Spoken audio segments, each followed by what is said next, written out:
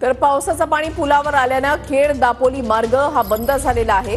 पुलावर पावसाचं पाणी आल्यानं खेड दापोली मार्ग वाहतुकीसाठी आता बंद झालेला आहे। महत्त्वाची बातमी आपण पाहताय। कृष्णकांत आमचे प्रतिनिधी आमच्या सोबत आहेत, अधिक माहिती जाणून घेणार आहोत। कृष्णकांत, काय स्थिती आहे? पाऊस अद्यापही पावसाचा जोर हा कायम राहिलेला आहे आणि जगबुडी नदीची पाण्याची पातळी ही वाढलेली आहे। आपण या दृश्यामध्ये पाहू शकतोय की हा खेड आणि दापोली या दोन तालुक्यांना जोडणारा रस्ता आहे, हा पाण्याखाली गेलेला आहे।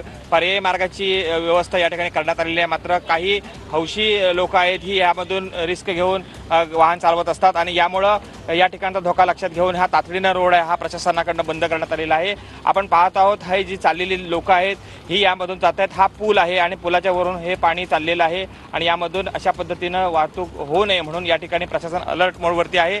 संभाव्य धोका लक्षात घेताना या ठिकाणी प्रशासनाची टीम जी आहे ही अलर्ट झालेली आहे आणि हा मार्ग तातडीनं या ठिकाणी बंद करण्याचा निर्णय प्रशासनाने घेतलेला आहे।